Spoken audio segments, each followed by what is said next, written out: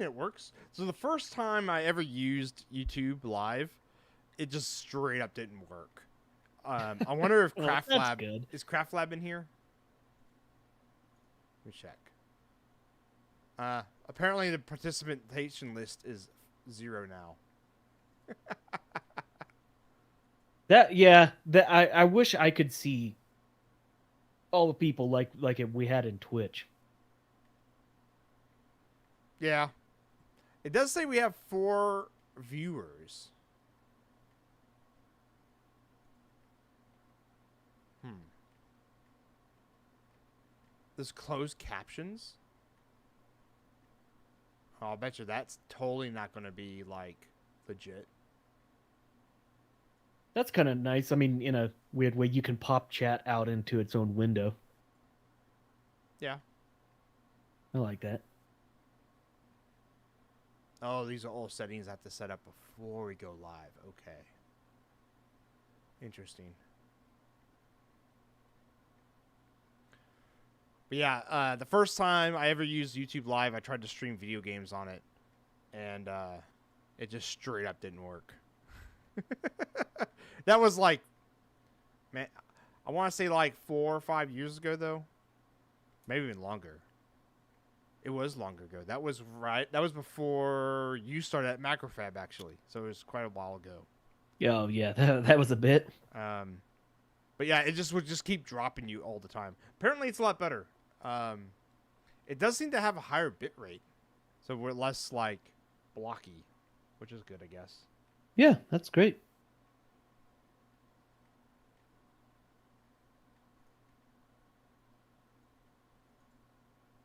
Man, I chose like the best time to go and get all of my projects.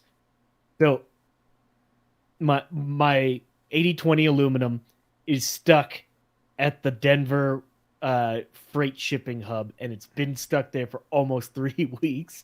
Like apparently they're just having trouble, so it's like okay, great. And I ordered a bunch of PCBs for a bunch of different projects, Yeah. and I do that like right at the beginning of Chinese New Year, and all the shipping is just like it's just not happening. So it's like Yeah. oh cool, okay. I packaged everything up and did it all at the wrong time. Yeah.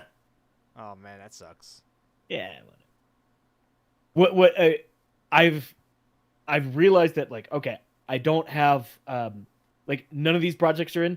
I need to spend all of this time being productive. So I've spent like as much time as I can designing all the other stuff and taking care of all the other things. It's actually been really productive.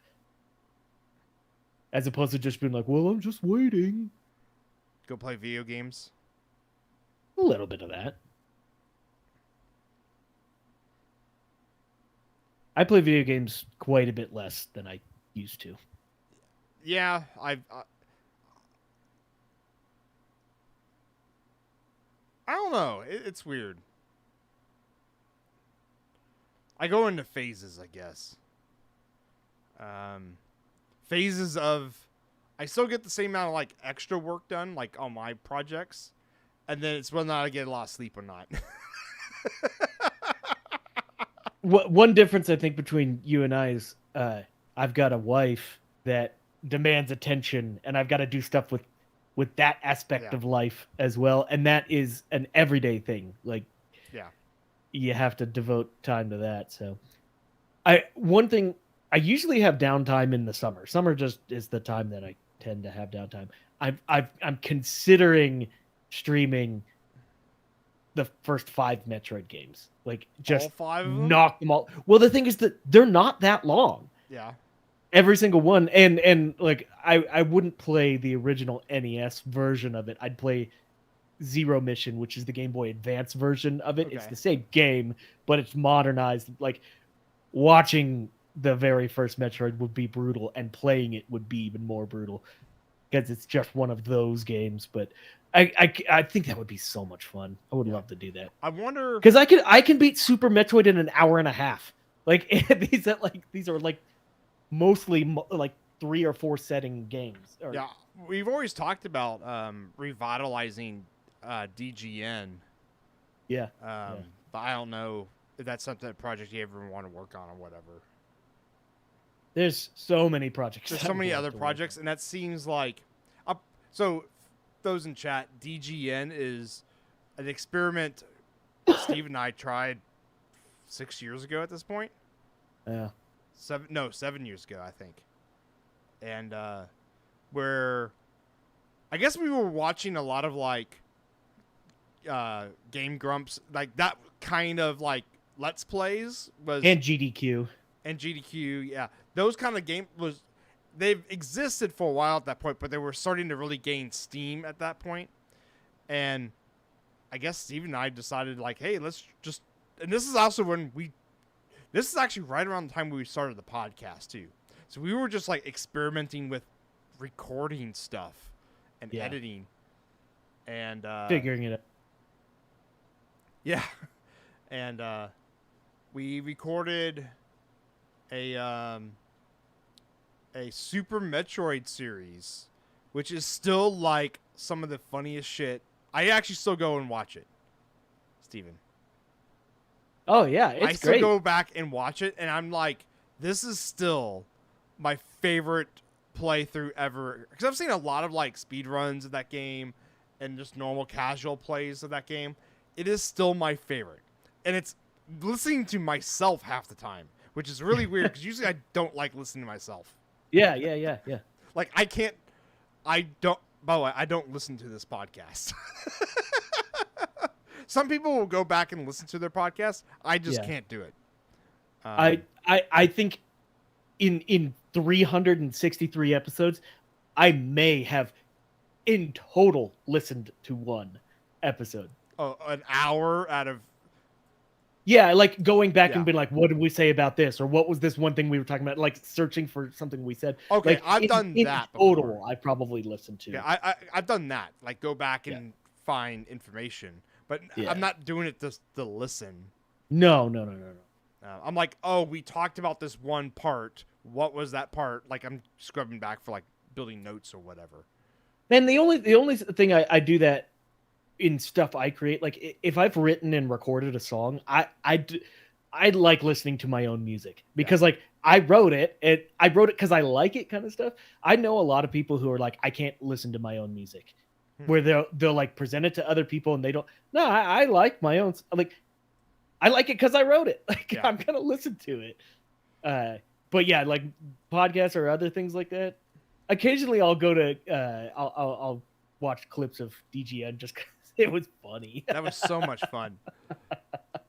And I wonder when we did the Metal Gear Solid stuff, dude, that was. Oh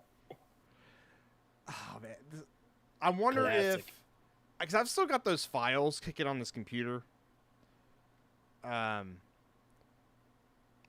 wonder if I should try to I'd love to be able to do that. The problem is you gotta look at like the people who are actually successful at doing it.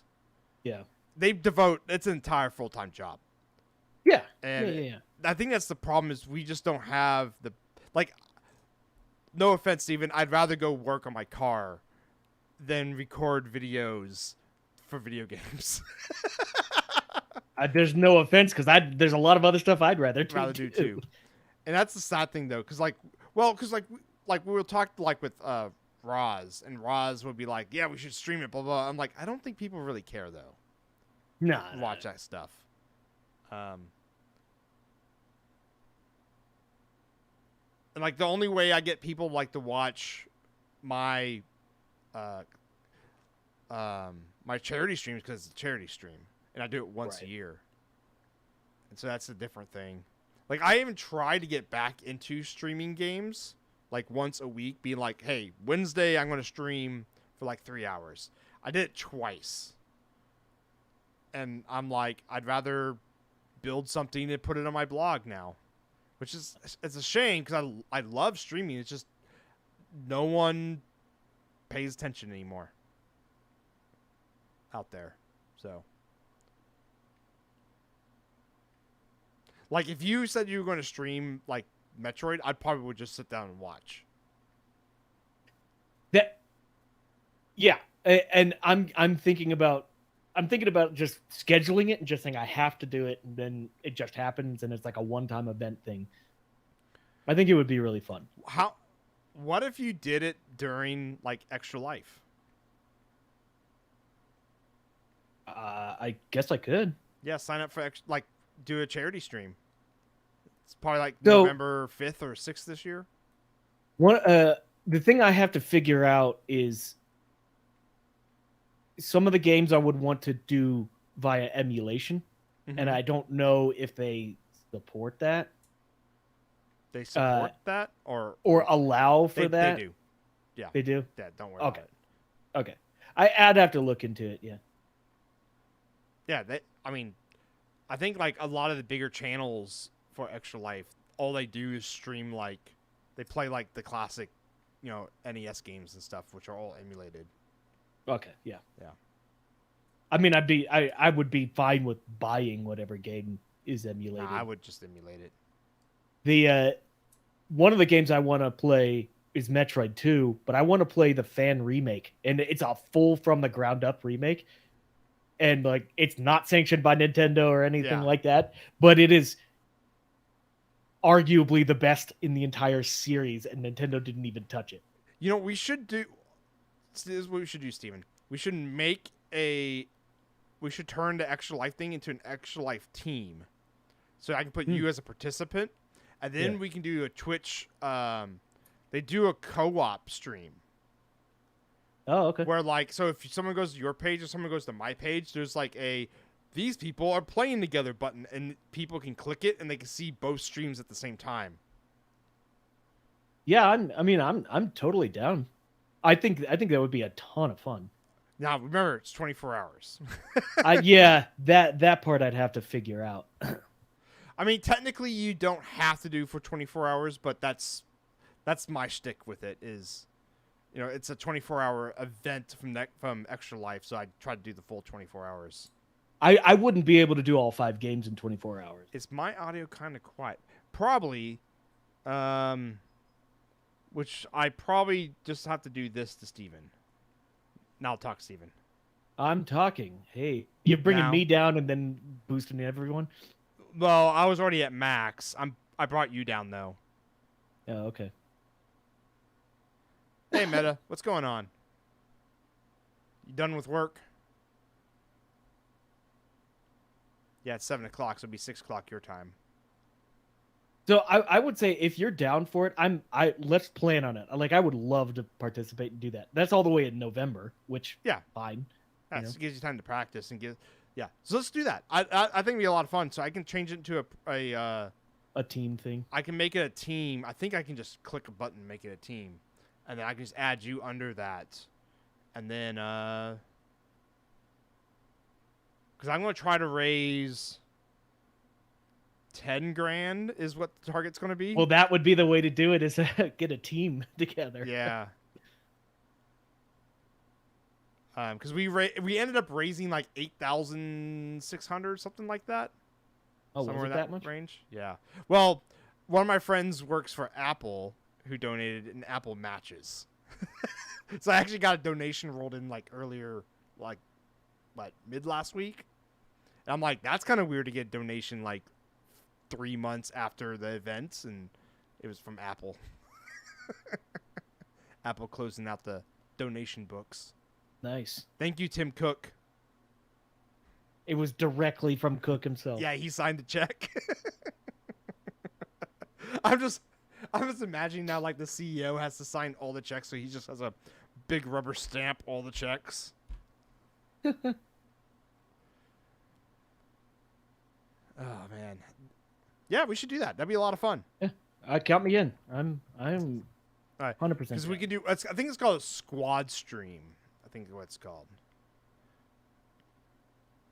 And then, what we can do is we will hang out into a Discord, and so we can chat with each other. Yeah.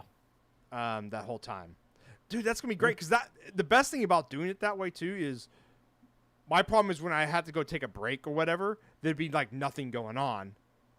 But then, we can coordinate. So if you go to the bathroom or whatever, I could host the whole thing, and then and if I have to leave, you can keep people entertained as well. But instead of just like, we call it chair cam, when it's just the chair. Yeah, yeah, yeah. So- Yeah, people can bounce in between both Well, no, streams. they just click the squad stream button, and they view they. It's literally like looks like You're seeing both, yeah. Squadcast looks like right now. It's both Right. at the same time, and then both chats underneath it. It doesn't combine both chats, which would be cool if it did, but at least you can see like both chats at the same time. Yeah, yeah. Yeah, we should totally do that. That'd be a lot of fun. I should practice and see if I could beat the first 3 Metroids In 24 hours. in a row. Yeah. So, oh man, so I think I can. I got an idea because I always try to find like the angle, of like, because I'm still gonna do like I'm gonna probably modify my Python script to do more stuff, but there has to be another thing, right? Because you always have to build. Is what if like not necessarily like speed runs, but like maybe I find 3 games that I can finish in the same periods of times, and we kind of like how GDQ does like those like game to game races, which they like Yeah. their estimated times are really close to each other, and so they try to Yeah. see who beats each other. I don't know if that's too much ripping off GDQ though.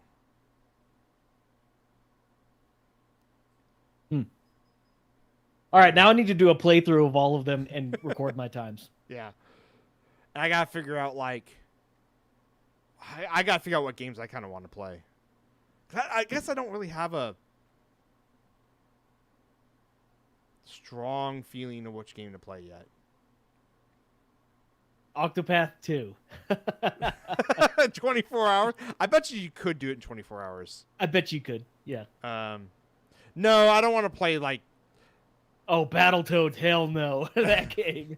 That game's so rough. JRPGs don't really lend themselves, in my opinion, to streams. No. Because they're just kind of there's not enough action going on, and menus are really boring to watch. Oh, yeah. Yeah. That's just my opinion. And I've already did like the Half-Life 2 series, so I can't really do that. I guess technically I could do that again, but and then I did Legend of Zelda: Ocarina of Time. And this year I did Duke Nukem and Alien Colonial Marines. I'm never playing Alien Colonial Marines ever again. you got screwed so many times. So many times.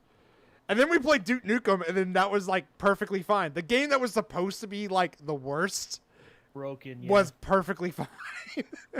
We only got stuck on like one boss. Yeah. We got stuck on one boss for like 25 minutes, and then it was like, okay, finally remembered how to beat it, and it was like, okay, we're done. Just kept going. Yeah, Battletoads, no. At the same time, if you know what you're doing in Battletoads, you can beat that game in like 30 minutes. Yeah, I guess if I practiced, I could beat that game.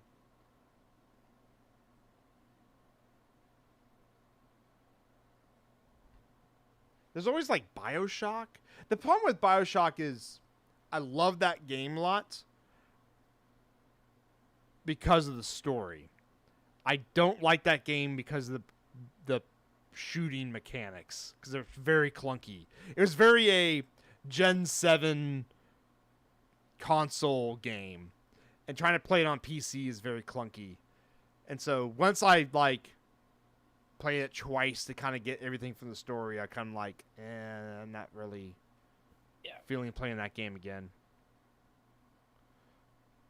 I wonder if it should be like a retro-y game. But I'm not really actually big into retro games. Didn't really start gaming until like I got to college. Minus like World of Warcraft, I guess. Yeah, like 64 stuff you played. Yeah, but not like you in Metroid.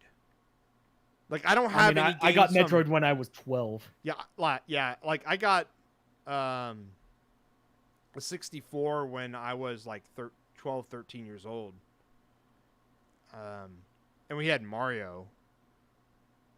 But like, man, I'm not nostalgic for Mario 64. I guess Ocarina of Time, but I didn't play Ocarina of Time until much later in my life. And you already did that. And then Star Fox. Okay, never mind. Star Fox is the game. That's like your jam. Yeah, the problem with Star Fox is it's so quick. Yeah. I don't think there's any Even games even on, doing everything, it's so quick. Yeah, I think in like 3.5 hours you can do everything in that game. Now there's a new Star Fox. There's a Star Fox that people made. It's a fan made based off the Star Fox 2 engine for the SNES, which is really cool. I actually got it running on my computer. And then there's like there's a remake of Duke Nukem 3D. That's really cool. I wonder if I think that might be too much Duke Nukem though. Might be. There's always Doom. Oh, like 2016 Doom? The original one's okay. I think you have to have nostalgia for that game to really get into it though. Oh, the original Doom. The original for sure. Doom and Doom 2. The original Doom and Doom 2, they're really great to play. They're not fantastic to watch. Yeah. I mean, I've beaten them before, like back in college, just to check them off the list, really. Yeah. I'm not a then big... you did it. Yeah, Doom 2016. I can probably beat that. 2016 is fun. I don't think that game is actually that long. No. I do especially if you know what you're doing. I do like Eternal more though. I wonder if you can play both those in the same, like in 24 hours, get both those done. I bet you could. I bet you if you had 12 hours for each game, you'd be pushing it, but I bet you could. I think that's you what probably we have to gotta do. play through and like make sure you know where you're going. I have never played a DLC for Eternal. It's way more tough. Well, the thing about those games is like the levels, the difficulty just keeps going up, and then with the DLC, it just picks up at the end and just keeps going up. It's not like it resets; it just keeps going. Yeah, if you were a new player and you're like, I'm gonna start with the DLC for whatever reason, you would get your ass handed to you. Yeah, because I've watched people play the DLC. I got about halfway through the DLC, and it was like no joke. I was also playing on hard, which I think hard is right for Doom Eternal. You know, there's also Jedi Fallen Order. Yeah. Which would be a very good stream game too. I don't know how fast I can beat that game. I actually just picked it up again too. Jedi Fallen Order, or maybe like Sekiro. Elden Ring. That game would take too long for me, I think. Yeah. There's too much exploration and running around, and I don't know that game well enough. Whereas like Fallen Order is very, for a Souls-like game, it's very linear in its level design. It's more like, here's the start of the level, here's the end of the level, figure out how to get there. There might be some branching paths, but it's not that crazy. Yeah. Whereas like, even the first Dark Souls game is like, here's the world, good luck.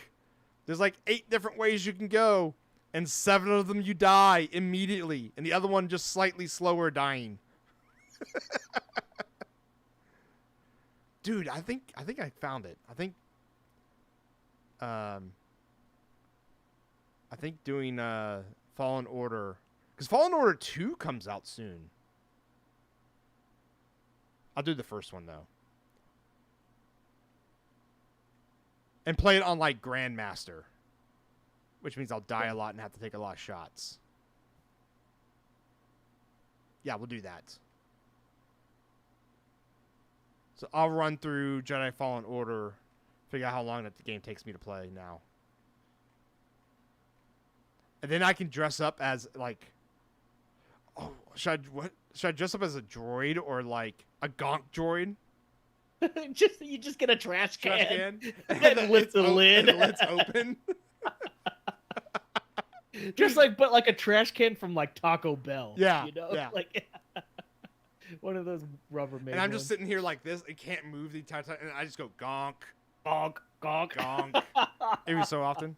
Yeah, I love it. That's great. I'll probably dress up as like a Jedi or something. I have to get like a lightsaber and. Oh, that sounds like so much fun now. Then I can have like Yoda like spin onto the screen and say the donations. Yeah. Check out that AliExpress link I sent you. I want to get that now. That's pretty legit.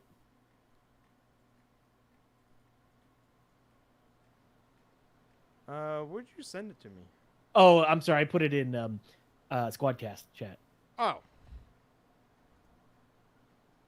Let's see what this is. What?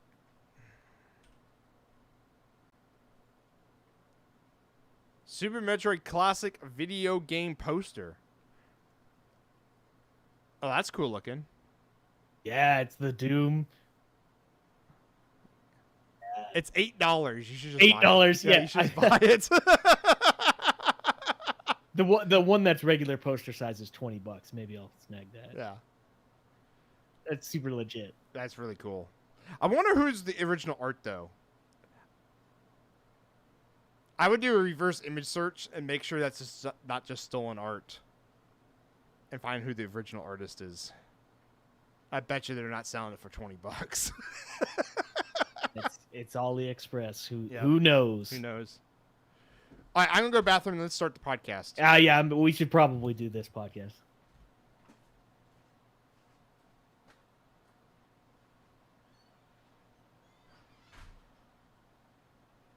I will be back.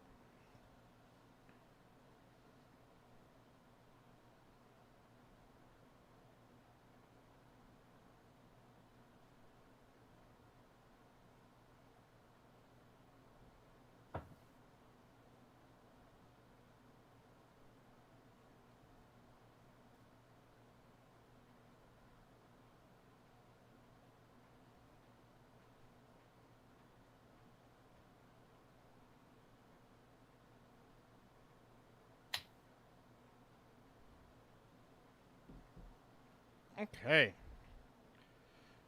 I'm really looking forward to this November. Yeah, I think it'll be fun. It's gonna be so much fun. The whole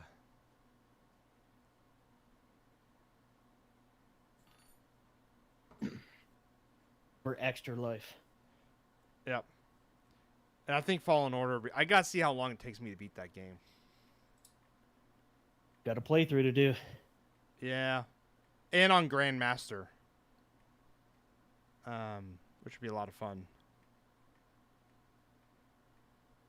Maybe I'll have a new PC by then. Who knows?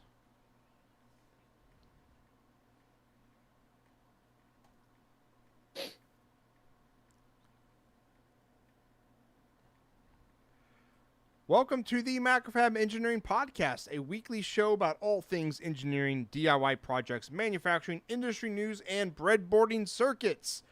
We're your hosts, electrical engineers, Parker Dillman. And Stephen Craig. This is episode 363. So like last episode, we said this, but we'll say it again.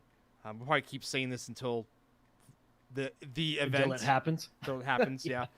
May 4th of this year, so 2023. We're bringing back the Macrofab meetup. What does that mean? It means if you're in the Houston area, come swing by Macrofab HQ on May 4th for a engineering meetup.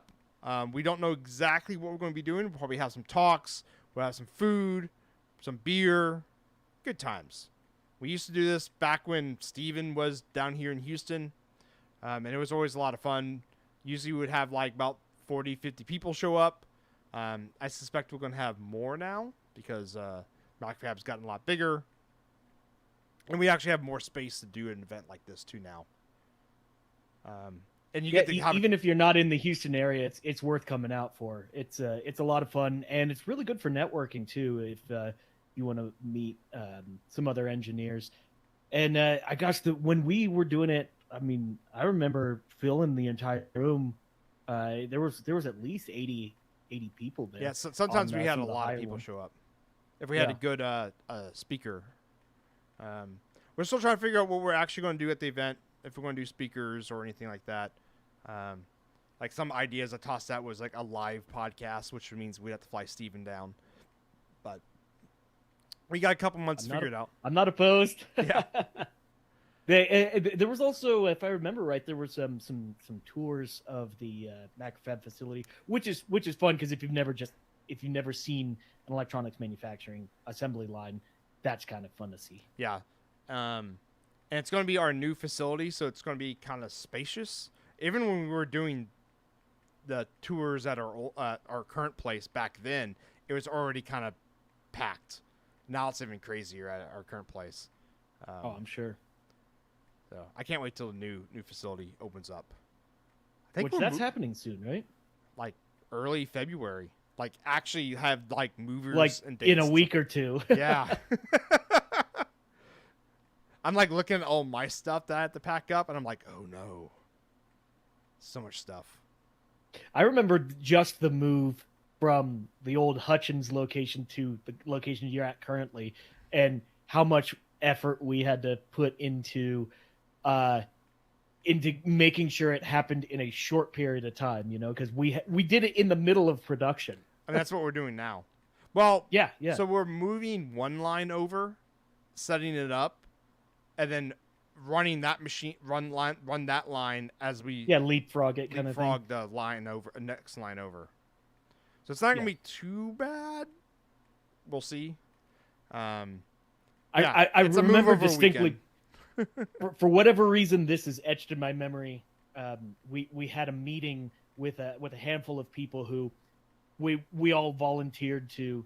Well, we all either volunteered or we were volunteered to organize the move. And I very distinctly remember a meeting where Chris Church, CEO at the time, came in and said, "We are moving with military precision." and you know what? We did it. Yeah, it was a good move.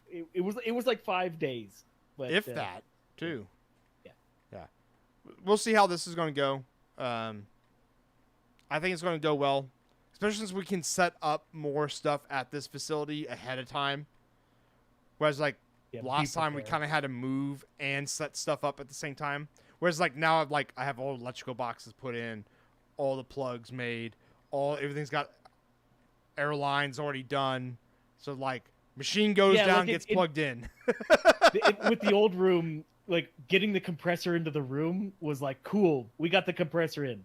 Okay, now we got to set everything up, we have to figure everything out. Yeah, now we got to run a line all the way over into operations and stuff. No, that's all done.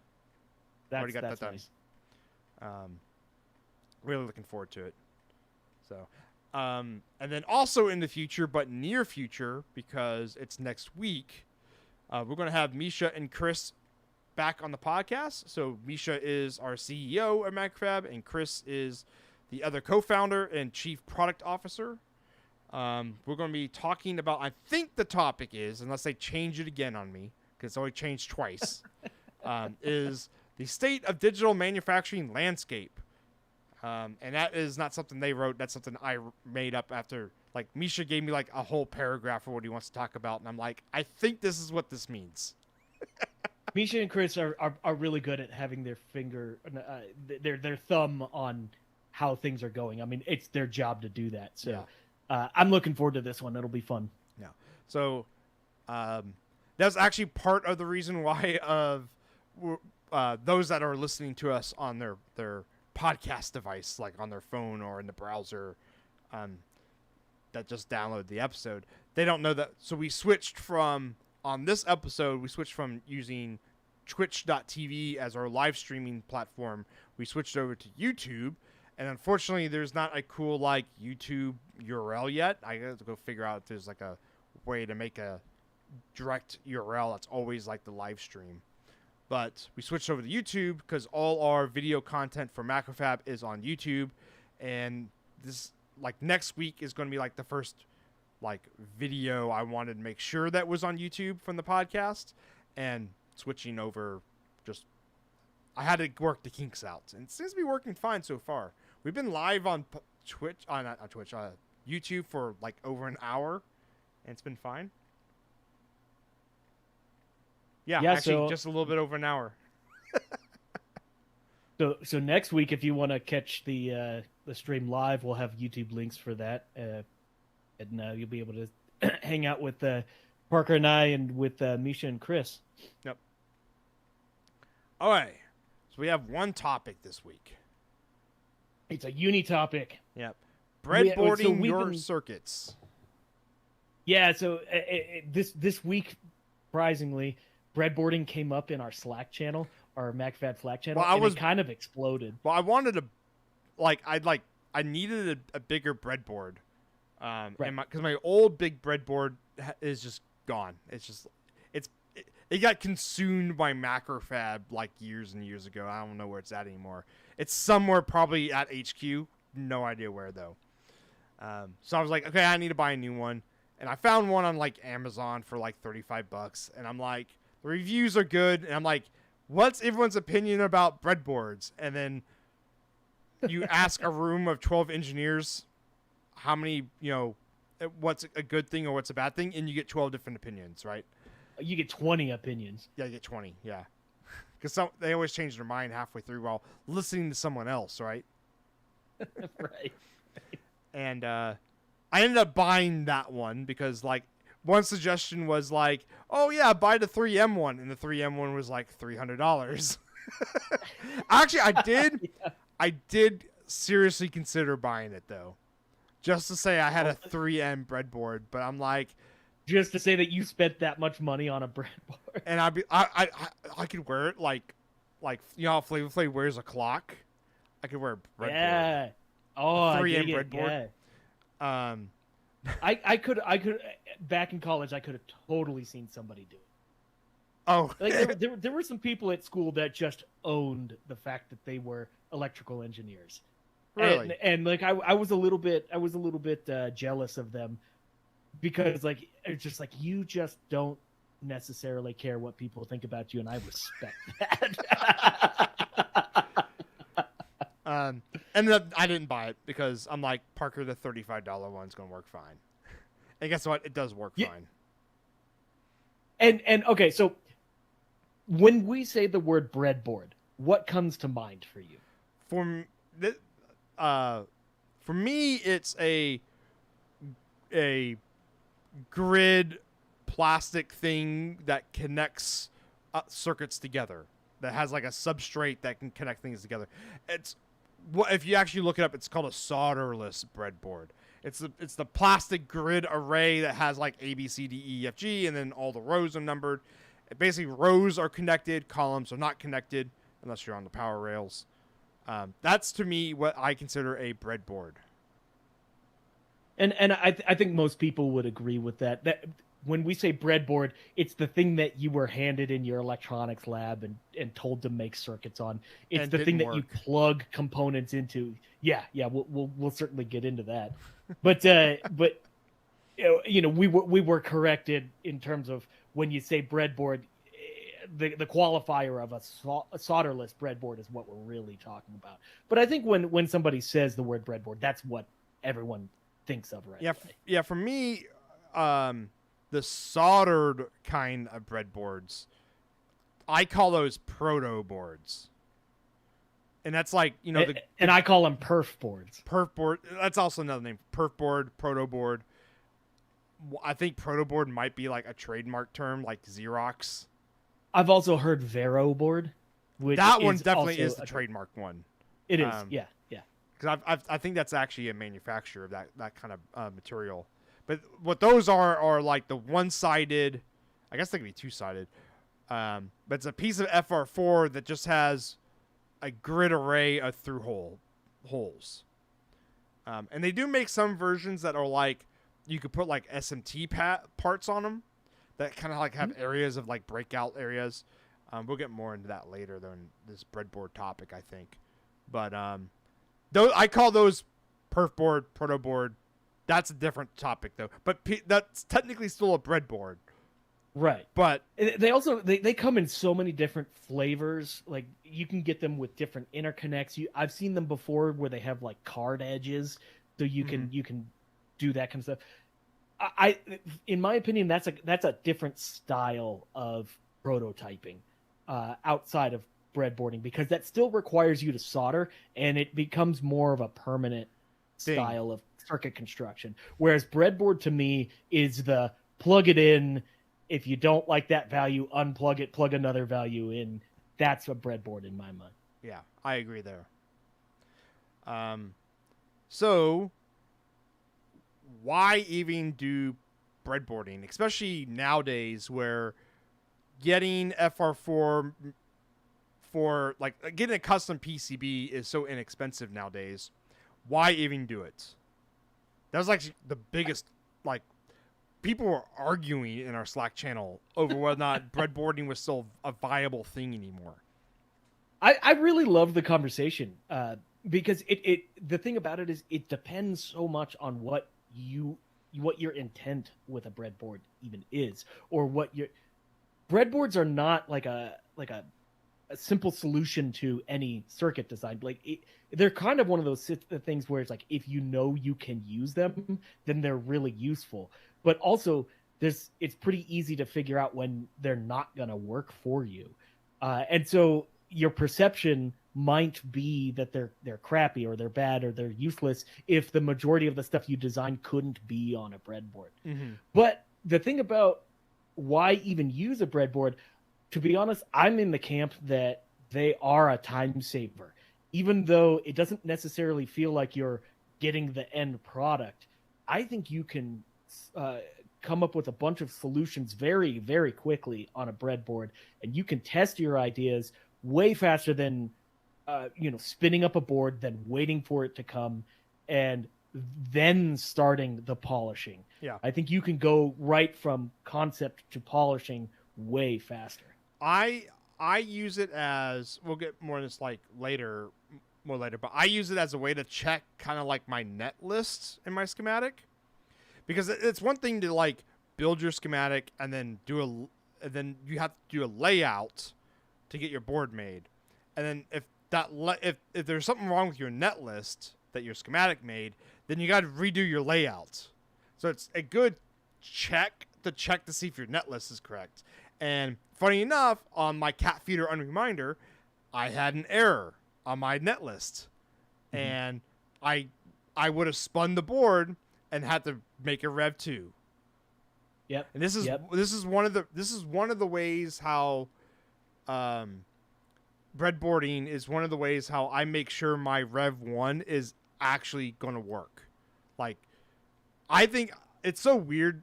Like, this is not me like tooting my own horn or anything, but like I put a lot of upfront effort in my first Rev to make sure that my first Rev will work without having a green wire or anything. I rarely have to solder. Like, most time when I have to solder stuff on, it's because like, oh, I want this other feature, so let me solder that on to make sure it works before I, go and spin Rev 2. But most of my Rev 1s just they work. But that's because you do all the preliminary work of making sure like your circuit is actually going to work the first time.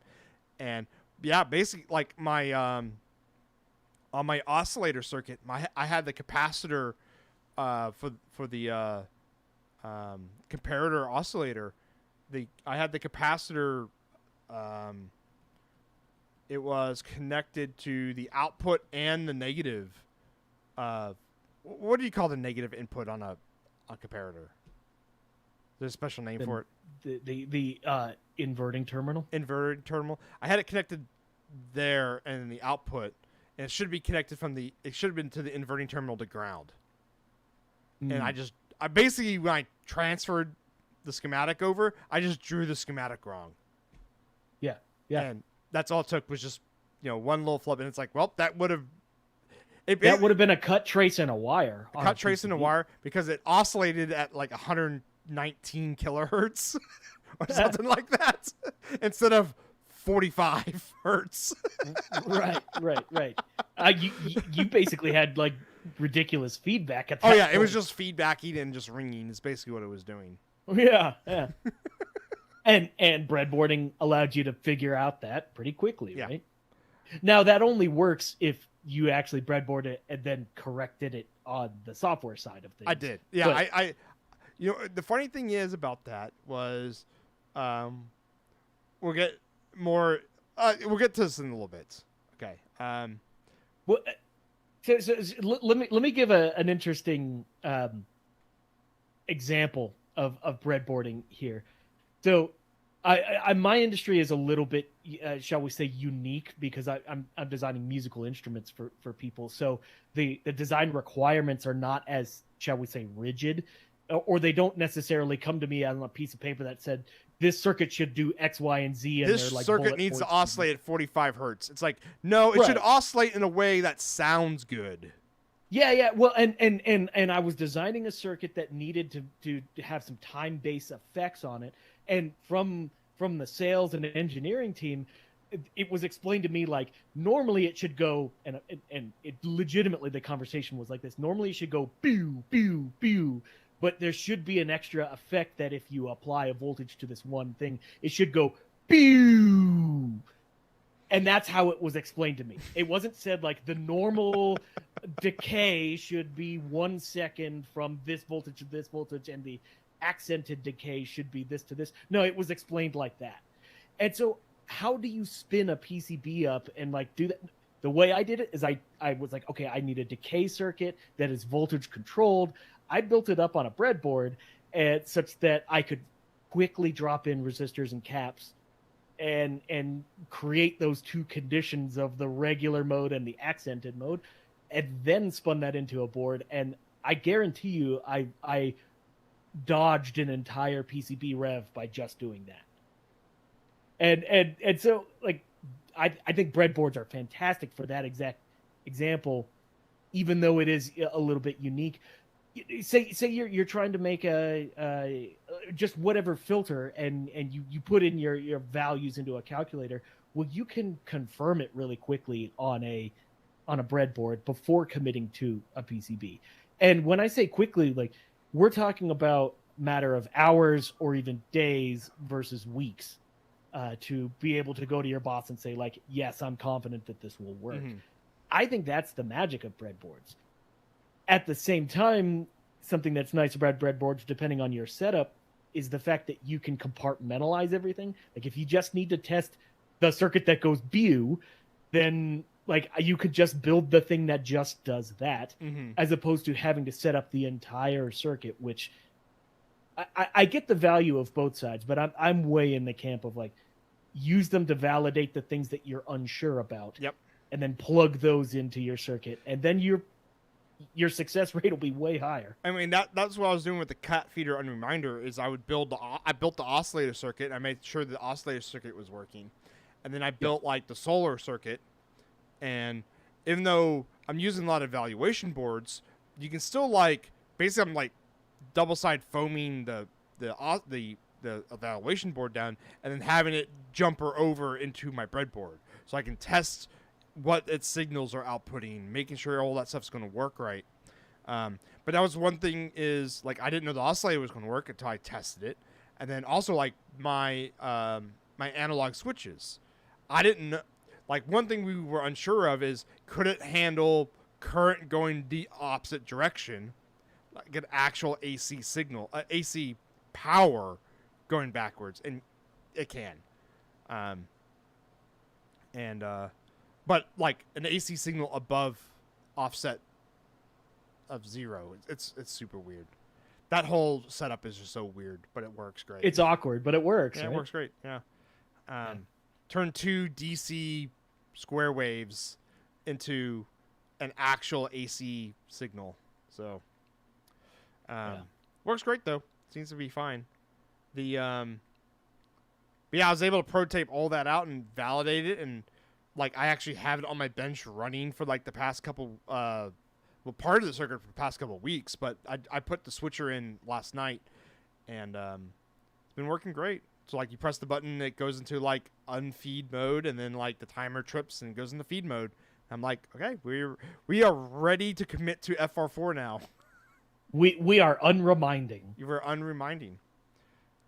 So one tip that I've certainly learned is breadboards are generally cheap, unless you're buying the 3M version, I guess. But breadboards are cheap. So once you have your circuit working the way you like it on your breadboard, just leave it. Like, if you need another breadboard, go buy another breadboard. Leave that circuit the way it is until you get your PCB in that represents that circuit, because if your PCB comes in and it's not functioning the way you want, you need to have that breadboard back, so you can see what you did wrong or what happened in that situation. So quick tip, just commit that board until you're happy with the FR4 version, and then you can rip it all up. That's good. So the next point that I think is worth making, and this is one that I think I've seen a lot of people just seem to, forget this, and I don't want to sound mean with this, but breadboards don't break physics. All the same rules all still apply. And I know that's a little pedantic there, but basically all the same things that go through your mind while you're laying out a PCB in terms of thinking on how a circuit works exactly apply the same way as breadboards. So when you go to actually make your circuit on it, if you kind of do a sloppy job, or you just do a quick and dirty throw components at it, and you got all these resistors flying all over the place and wires all over the place, you can expect some perhaps not great results from the circuit performance itself. The way current flows, the way you set everything up, it still applies when doing a breadboard as a PCB. So if you want to set up your breadboard to do the best it possibly can, think of it like a PCB. Like, plan out how you're going to actually route everything and where your circuits are on the breadboard. If you can get away with having flying wires all over the place, then that's fine. But in a lot of situations, you can't do that, especially in some sensitive analog situations. You can't get away with that. So be prepared to spend some time with the actual wires, getting them to be short and getting them to be direct to where you need them to go. Just basically don't be sloppy with your breadboard, and you'll end up being rewarded with the performance that you're actually designing towards.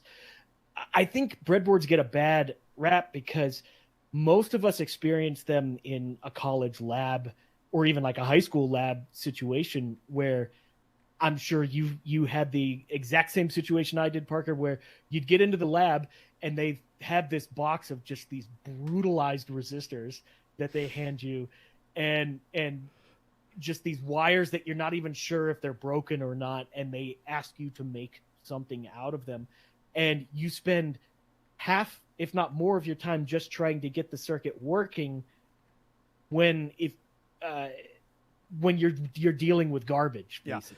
Yeah. So mine was our labs, the breadboards were so old, if you flip the breadboard over, parts would fall out. Yeah. And yeah, so right, I right. actually bought my own breadboard for labs, because that I like half how much time I was spending in the lab then. Mm-hmm. And the thing is, the perception is, oh, breadboards are just bad because I have to spend so much time with this. Well, no, like, you're just you're not using them correctly. And the problem is you're not set up to use them correctly. You're set up to fail. In some of my labs, the resistor legs were so bent out of whack that most of the time we had trouble even pushing them into the breadboards. And breadboards are, I mean, well, breadboards and, you know, passive components are so cheap. Like, buy your own set yourself up for success, and just, if you're going through labs like that, just bring your own equipment. It'll make your life so much easier. Yeah. And on that, I guess one of the things to think about too is, you know, breadboards are, people inherently think of those as through hole only testing. What I do is I actually have like a bin full of like surface mount to through hole adapters, I guess you can call them. Where basically it's like a PCB with some, you know, 100 mil pitch terminals on it, and then you solder a component to it, and it just breaks out the leads to those through hole parts. And I just have a whole collection of like all the like popular like SOIC 8, 16s, some TSOP stuff. Just so that I can, stuff. yeah, so that way I can just solder the part onto that board, and now I can use that part on my breadboard. So like you look at my breadboards, and it's just littered with like lots of little tiny green PCBs all over them. Little adapter boards. Yeah, little adapter boards. Because most of my parts, none of them come in through hole. They always come in surface mount pretty much. And there's nothing I can do from that point except I think that's where a lot of people are at too now, is they see all these surface mount parts and they think just skipping the breadboard step will save them time. But I'll put it this way: how many people out there that are listening to us, their Rev 1 never works or barely works, and they always have to have a Rev 2 or Rev 3, and then it's like, if you breadboard and make sure your circuit works on a breadboard, when you put it into FR4, it's just going to work better generally. On one of the last products I was designing, on one of the revs, we found that we wanted an additional feature, and I knew I knew the end result of what I wanted, but I had no clue how to achieve it whatsoever. So I actually took one of the boards that I currently had and chopped it all up and breadboarded just that circuit. So like I had wires hanging off of my board. I built the new feature on a breadboard and just tested it that way before committing to FR4, because I couldn't even commit to FR4. I had no clue how to make the circuit. I had to build the circuit to figure out how to make the circuit, kind of thing. And I know for a fact, with how many times I had to change that breadboard, I would have gone 4 or 5, 10 revisions of FR4 just to get to the end result that I could have just done on the breadboard. And to use adapter boards like you're talking about, I very, very much wanted to use parts that were in our library. Like, I didn't want to conceptualize the design and use parts that we didn't have. I used parts that I knew would eventually be in production. So I got a bunch of adapter boards and I specified exact components because this was a very specific feature that I had to work, basically. I didn't want anything left up for a question. So I built it with the exact parts from our production. And in fact, in certain circumstances, I've actually soldered resistor legs to like surface mount capacitors and things to prove that exact capacitor in a breadboard before. And I've actually built like converted surface mount parts to through hole or just chip components, basically, just because I knew like this was the cap we wanted to use. Don't be afraid to do that. Like, if you know you need a very specific component, utilize that one in your bread. So another thing I think that's important is, so breadboards are on a 0.1 inch pitch grid, basically. There's component lead benders that work well with breadboards, proto boards, vero boards, all that kind of stuff. Utilize those. Uh, having a resistor hanging up in the air is acceptable in some situations, but really trimming it down, keeping your legs short, keeping your distances between components short, keeping your wires short. Like I said earlier, all the same rules apply to breadboards. So if you want the best results, get a component lead bender. It's a grid that will match whatever your lead bender is. Bend your resistor legs and trim them to length such that the resistor sits down on the board or on your breadboard. Set yourself up for the best situation you can. And once again, passive components are cheap. So if you need to go through 50 resistors to find the right one, do it, right? With things like feedback on op amps and things like that, don't have huge loops all over the place. Don't have wires hanging all over the place. You're just guaranteeing, or not guaranteeing, you're just setting yourself up for failure. Mm-hmm. A lot of times what I'll do is I'll trim a resistor and I will put it on top of a component. Like I will have my feedback be directly over an op amp. Those jumper kits that you see in like educational kits that have all the different color lengths of wires, those things are fantastic because they're already trimmed to the correct right length. lengths. So design around those. At the same time, on the top and bottom of the long lengths of breadboards, you have the bus wires, the blue and red. Utilize those for your grounds and your power rails. And put short jumpers that go right from those to whatever component you're working on. All of this makes your success go up through the roof. What's his name? Ben Eder? I don't remember how to pronounce his name. Has a YouTube channel where he does all kinds of ridiculous circuits, basically designing computers from scratch that all run on breadboards. When he needs new things, he just busts out new breadboards and connects them all together. And he has full like 8-bit processors and computers running on breadboard stacks.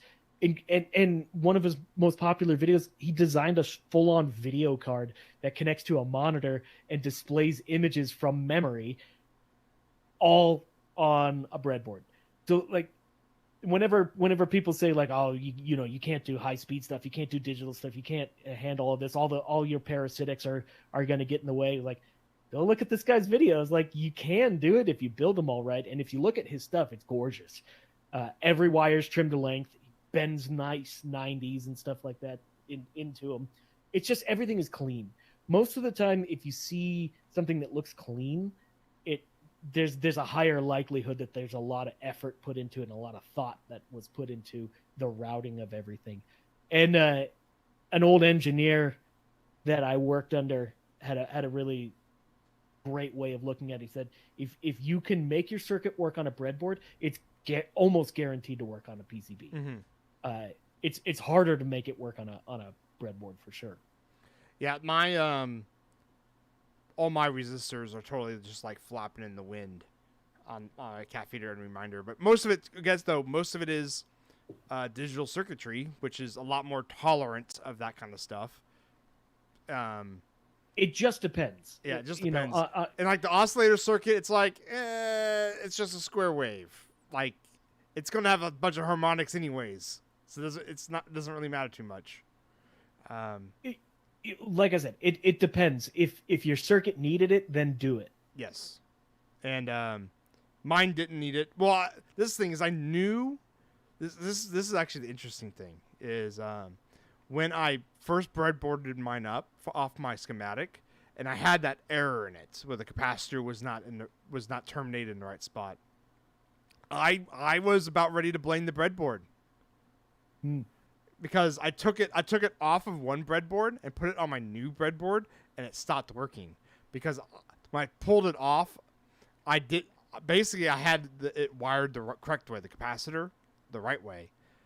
But what I went off was my new net list, and that was wrong. But yeah, I spent about 30 minutes like blaming the breadboard, and then I basically looked at my schematic more closely, and then my original like napkin drawing of the schematic, and I'm like, oh yeah, there's the problem. The Yeah. net's wrong. Yep. So nothing wrong with the breadboard. Breadboard was completely fine. I just moved that one leg over to ground, and it started oscillating just correctly. It's just like one of those like I too was quick to judge my brand new breadboard. It is funny because I remember one of the labs we were doing in college, and we couldn't get the circuit working for whatever reason. And I even remember the TA came over and was like, "Oh, it was probably just parasitics," and told us to write that in our lab report, that the reason why the thing that we were trying to do wouldn't work is just parasitics. And that is such a cop out, first of all, for us as students, but also as the TA. And I feel a little bit cheated because of that. Mm-hmm. It's also kind of the whole. I remember at the beginning of college we had some kind of class where we were learning how to write lab reports in the way they wanted, and we weren't allowed to use, and I'm using air quotes here, human error.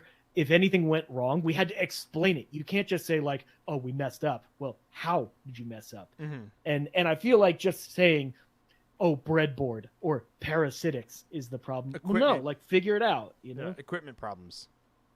Yeah. When your product that you designed fails in the field, you can't just call up the customer and be like, "Well, there were parasitics all around, so you know." Like, no, you don't get that option when you get out of college. You're right, because you don't get that option. No, the customer expects it to work in no matter what environment the customer brings it into, so you have to plan for that. Now, there's some.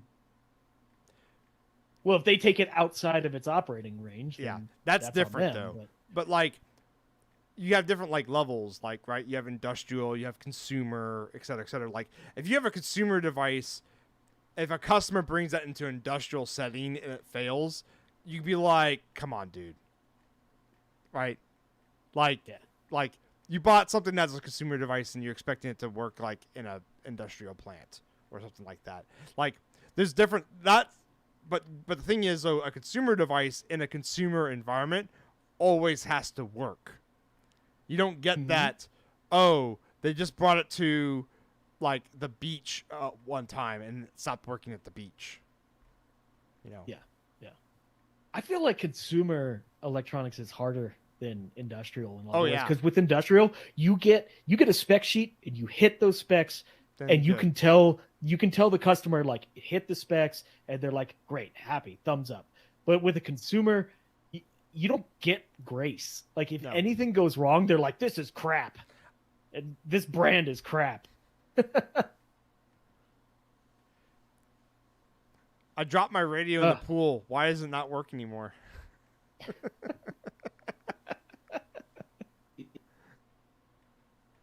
I guess so with breadboards there are limitations, of course, right? Like, you're not going to run like your super high speed processors on or your high density BGA on it. Right. So those are the ones where you just have to go FR4, and that's fine. But once again, it kind of goes back to, like, are there sub circuits that you're unsure of that connect to those things? Maybe you can combine a breadboard and a dev board together. Yeah. In fact, one of the people in our Slack channel was talking about the way they use breadboards is to switch things with their micro, just to prove that their code is switching the way they want it to. Mm-hmm. So they have some kind of dev board and they just put LEDs all over the place and they blink it. Great. That's a fantastic use of it. But yeah, so you're not going to be doing high speed digital communication over it, but I mean, I've done situations. I've done I2C through through a breadboard before, and that seemed to be fine. Yeah, I mean, yeah. It once again, it all depends. That might be one of the ones where, like, the parasitics do actually bite you in the butt. It does, but I've run I2C, SPI. One time I did run USB through a breadboard before. That seemed to be okay. I probably would not recommend it, but it was like one of those, hey, let's see if this works, and it worked, and I'm like, good. Yeah, So, yeah. Well, at least you approached it with like, let's see if this works, as opposed to approaching it saying like, this is supposed to work. Why is it not if Yeah. it didn't? Well, I knew And, there could be problems with right. parasitics or actually even just RF, radiating out of the breadboard, because you got a lot of like antennas basically when you plug something into that breadboard, it's got like little fingers, right, that go up and Yeah. bind to your terminals, and each one of those fingers is a is an antenna. Oh, it's super not ideal for that kind of situation. No. So I've put 350 volts on a breadboard before, which, which, yeah, okay, you shouldn't put like mains voltage on it. I mean, that's very dangerous. I have put high voltage on breadboards, but kind of once again back to the whole like you got to obey physics. I just made sure I put enough isolation between, whatever adjacent circuits. Like I don't have 350 volts between adjacent pads. I put like Or rails. 8 pads in between them. So I wouldn't necessarily recommend it. I'm just saying like you can do it. It does work. You just have to be really safe with it. I think the max I've ever put on a breadboard was like 15 volts. What are breadboards rated for? Like 48, maybe 24, something in that range. Oh, I don't know. Let me see what the one I bought is rated for. They're also probably not rated for very high current. So, okay, breadboards are commonly rated for 5 volts at 1 amp, or 15 volts at 1/3 of an amp. The So one I'm basically looking 5 at- watts. So, the one I bought, it's from Makeronics on Amazon. The 3,220 point solderless breadboard.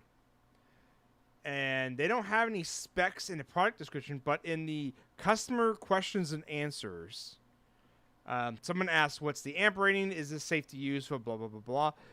Makeronics Direct, the seller, says rated at 300 volts for current up to 3 to 5 amps. Okay, not 3 to 5 amps at 300 volts. But it just says the rated voltage is 300 volts, which is a lot. And the rated current is 3 to 5 amps. They don't have a specification what that amps are at. Yeah, that sounds really dangerous. Yeah, I don't know if I'd want to put like 1,000 watts of power through it.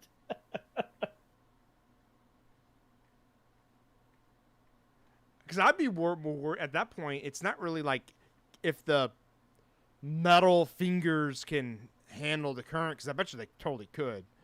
It's whether or not your contact has enough pressure to allow that much current to flow through. I also wouldn't want much heat to generate and then you melt everything.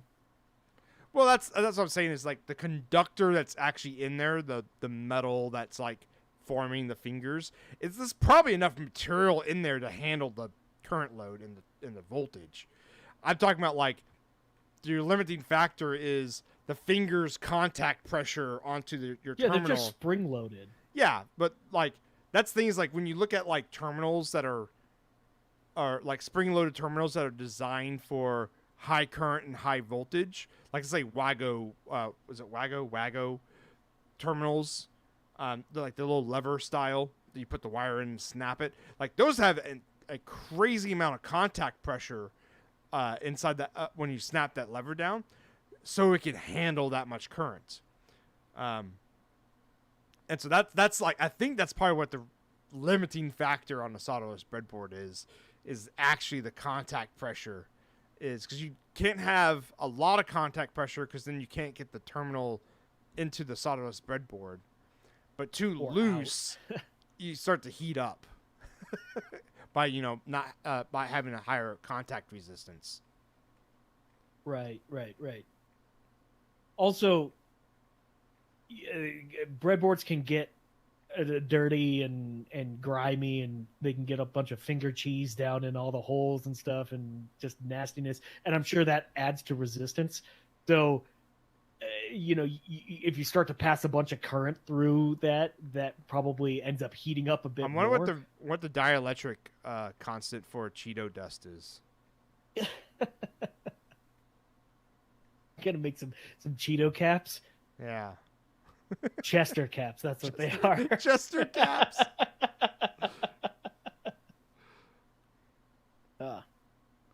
Those caps are the cheesiest. Have you ever had a breadboard circuit just flat out not work for you? No, it always worked in some way. Again, I'm not doing like really high speed analog or anything. I'm mostly just do low speed stuff, and especially even on the digital side. Like, I mean, I've done I2C and that worked. I mean, I never looked at the signal on like an oscilloscope to see how not good it was, but I was talking to the devices I needed to talk to and didn't lose any data in my testing. And guess what? The revision 1 of that board worked. Yeah. Actually, I think we shipped that product on that Rev 1. Nice. So, yeah, it's. I remember we had one lab where we were required to make a multi-stage amplifier that had to have a particular bandwidth, it had to have a particular gain, and it had to have a particular output impedance. And the resistors were so garbage that they gave us. But what was funny, they also gave us a bunch of trim pots that nobody had touched, so they were like really brand new. Nice.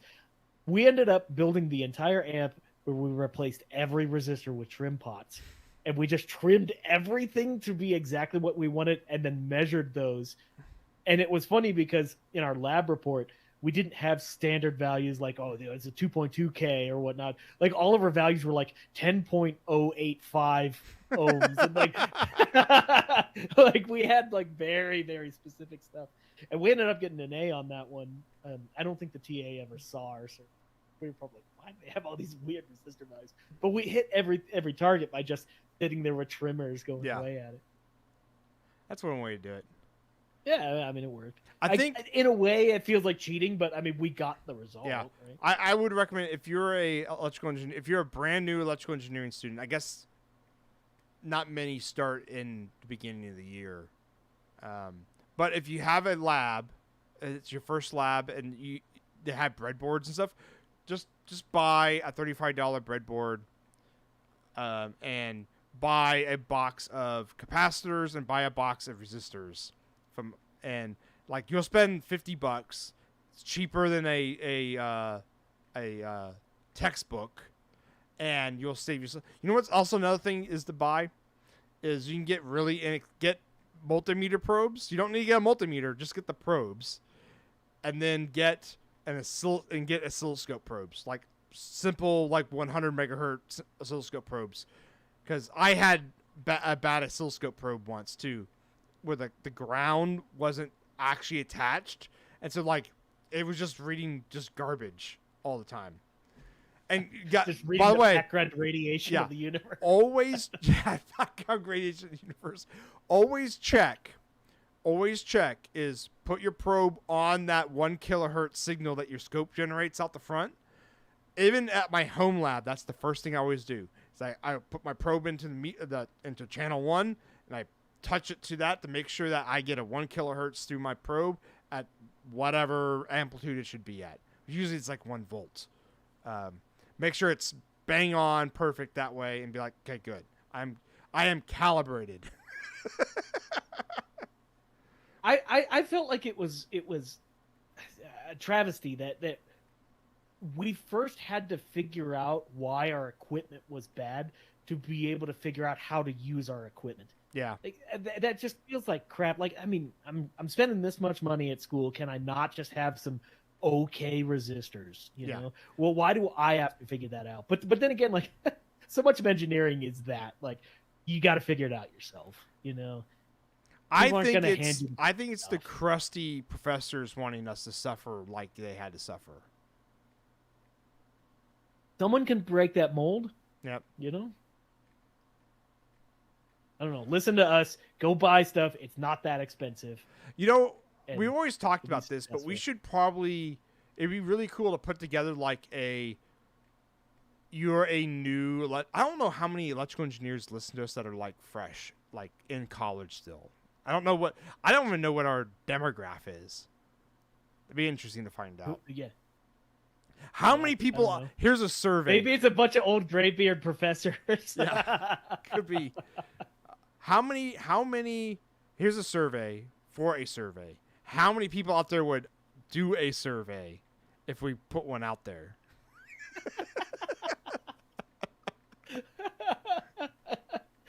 How are they supposed to report this? Go to our Uh, Slack channel? Slack or podcast at macfred.com, I guess, the email address. I wish there was a way to like, because there's the show notes, but I don't know how many people read the show notes either. To like, where if you went to go download the podcast, it would be like, here's a survey, please take it, and then you can get your podcast. But I think that'd be annoying too. Yeah, that's a great way to have people not download the Yeah, podcast. not download the podcast. Yeah. Yeah. Yeah, it would be interesting to know, like, So what I was getting at with that, Well, yeah. is we should do. We've talked about this before. We should do a list of like. This is like the cheapest bare minimal that you could go to get started in like electronics as a student. Yeah, like a double E survival kit. Yeah. And like it's going to be like a $20 multimeter. And like this is like I guess you could assume like you have a lab. Like you're an actual student and you have a lab to go to. So it would be like get a breadboard, get some components, resistors and stuff, jumpers, and then like I guess at that point you can assume that the multimeters are good. Just get probes, right? And then same thing with the oscilloscope probe. Like get like some cheap 100 megahertz scope probes, and then it'd be like the next level would be like, okay, you survived electronic 101 lab. Now you need to go get a multimeter and you need to go get a scope. Now, what do you get? Oh yeah, there's like trip points and thresholds that once you've leveled up, you get the next thing. Yeah.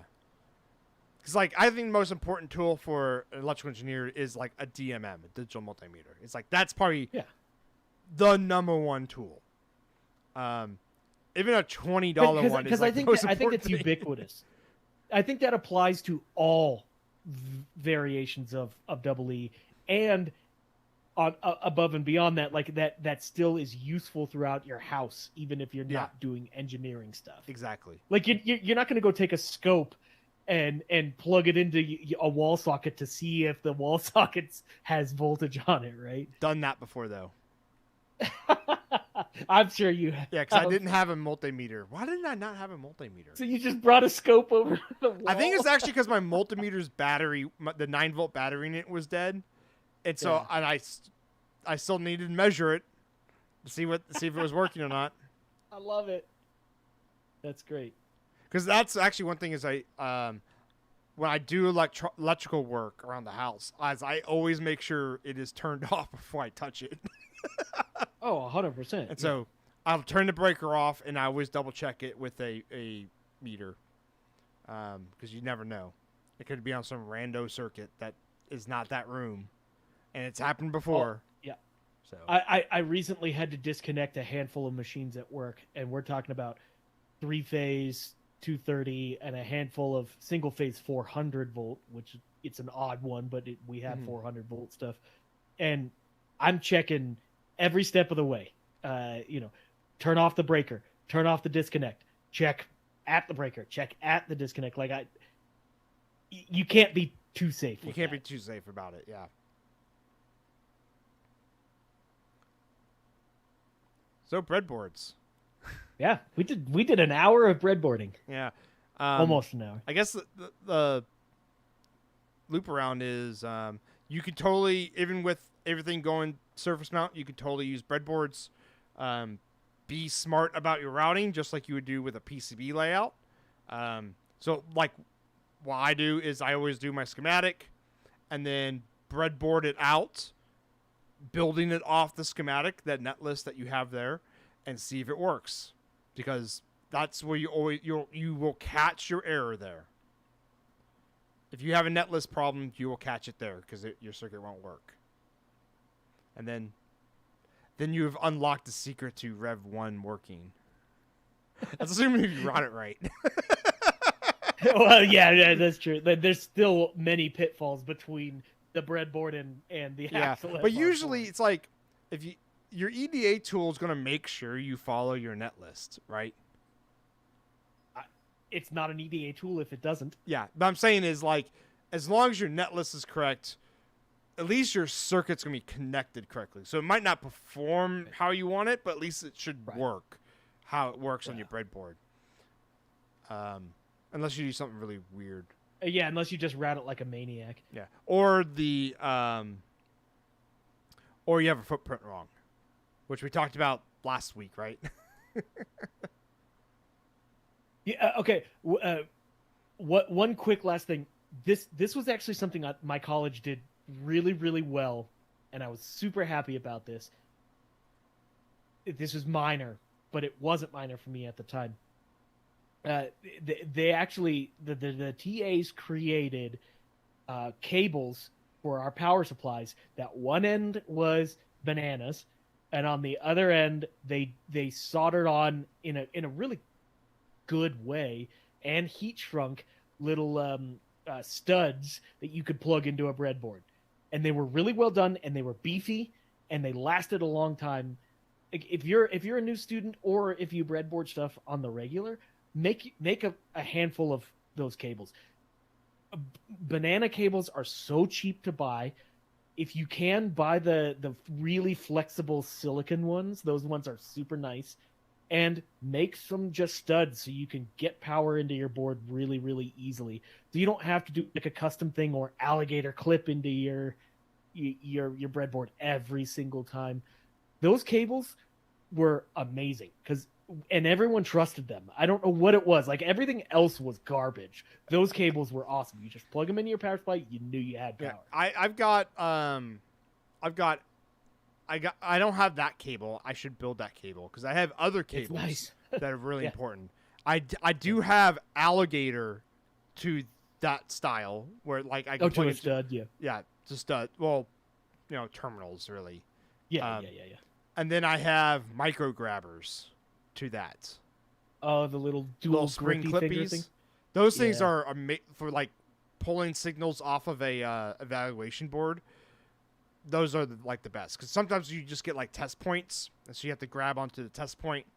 And the alligator clips are kind of there. It does depend on the quality of them, though. Yeah, it does, because like you can get really, really garbage ones. Well, yeah, because like the brass end like just bends up when you try to grab something. Yeah, oh. Then it's just like, I don't know, it just doesn't like a flat work. finger hanging up. Yeah, it's interesting. I've bought some that are just worthless, absolutely worthless. But then I got some that came with a DLA that my company purchased, and they're like high quality, like top notch ones. And the difference between those is massive. Like, when you get a good gripper cable, you got it. That's one thing is I gotta find is, because I have a multimeter probe that I really like the $8 super sharp set that's on Amazon. Yeah. I gotta find a micro grabber that I'm like, these are great. This is it, yeah. So that, I think we're finished, right? Finally. I think we are. 59 minutes of breadboards. So. Quick, you have like 15 seconds. That was the Macrofab Engineering Podcast. We were your hosts, Parker Dillman. And Stephen Craig. Later, everyone. Take it easy. Oh, we did it with 5 minutes left. Or 5 seconds left, I should say. Thank you, yes, you, our listener, for downloading our podcast. If you have a cool idea, project, or topic, let Steven and I know. Tweet us at MacFab, at Longhorn Engineer, or at AnalogENG, or email us at podcast@macfab.com. Also, check out our Slack channel. You can find it at macfab.com/Slack. Boom.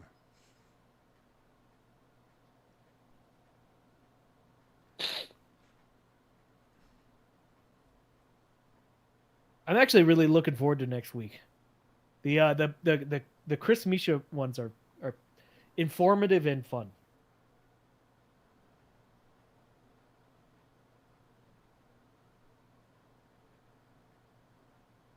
Hey puppy.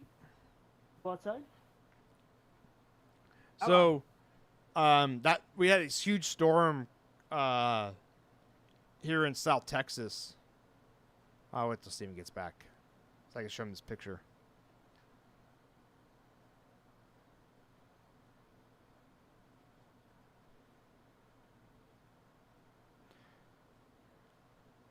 So, we had this huge storm, Steven. Yeah. That's one of my parents' palm tree. Oh wow. It just ripped the top of it clear off. Palm trees are tough. Yeah. It's like, that palm tree's been through like 4 hurricanes and a little normal storm. Tore it up. You know how I know I'm an electrical engineer? My What? dog just stole a Mauser bag and just ran upstairs. Stole a Mauser bag. Yeah, whenever she's trying to get my attention, she goes in the basement and she tries to steal anything she can, so I'll chase her. And Of course. occasionally, like, I'll have a box with Mauser bags on the ground or something like that.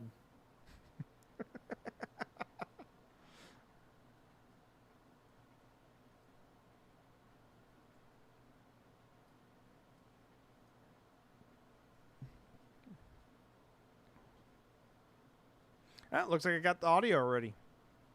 Sweet. All right, we'll catch everyone later in Streamland. Thank you for hanging out with us on YouTube. Yeah, that was fun.